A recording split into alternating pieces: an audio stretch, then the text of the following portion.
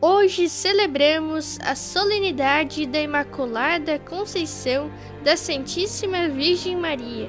Meditemos juntos o mistério da Imaculada Conceição e a defesa do Beato John Duns Scotus.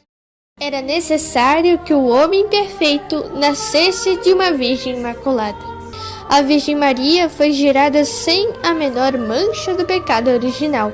Ao longo de todos os séculos estão registrados nas páginas da história os testemunhos de inúmeros santos, doutores e teólogos em defesa desta verdade de fé. O primeiro é o de Santo André. Antes do procônsul Eugeu, afirmou com autoridade de apóstolo do Senhor.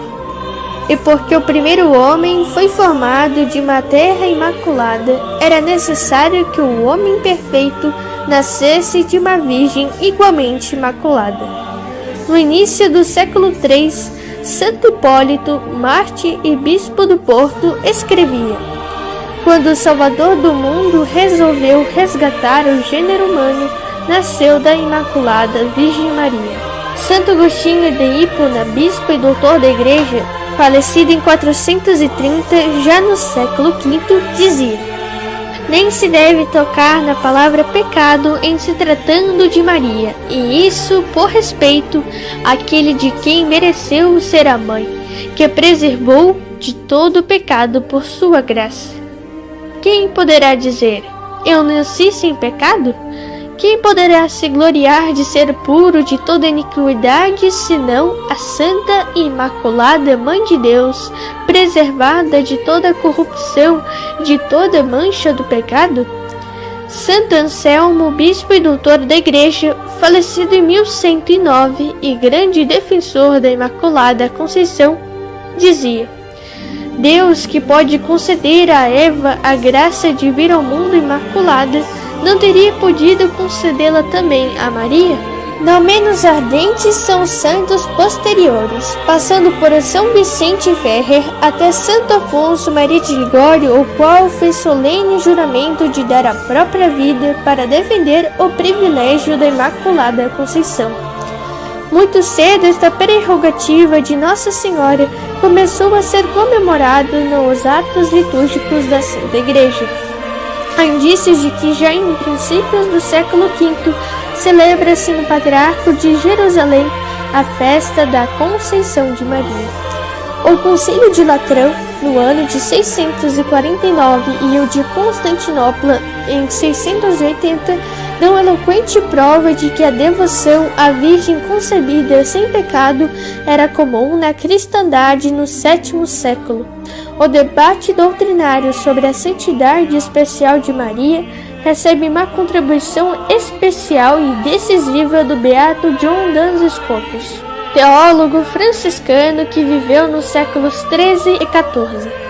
Foi chamado de doutor sutil pela sutileza de seu pensamento, que na esfera teológica tinha como ponto focal o primado universal de Cristo, que argumentava assim: Deus podia criá-la sem mancha, porque a Deus nada é impossível.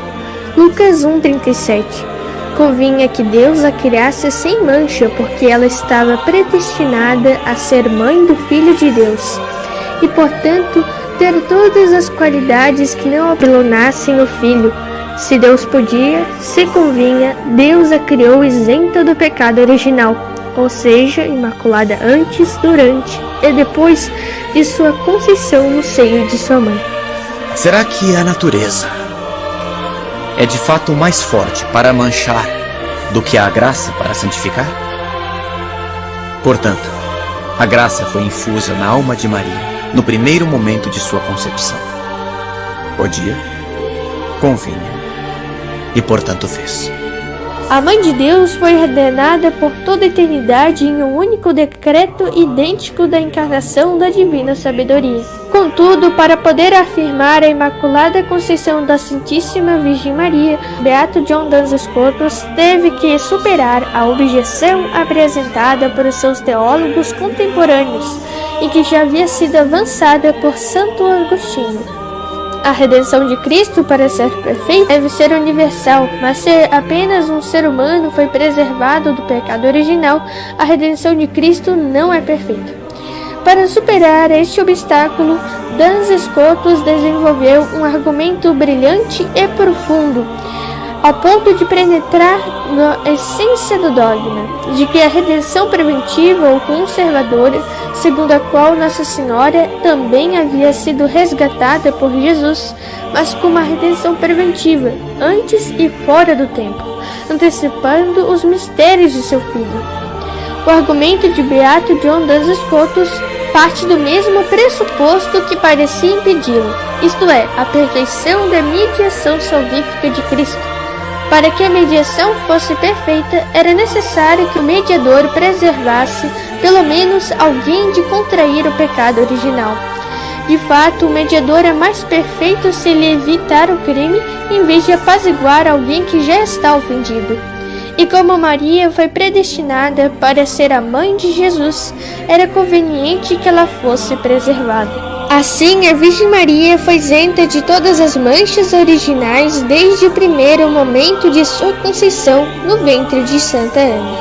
Deus infundiu graça santificadora em sua alma no exato momento em que infundiu a alma no corpo, para que a Virgem nunca fosse contaminada, nem por um instante, pelo pecado original.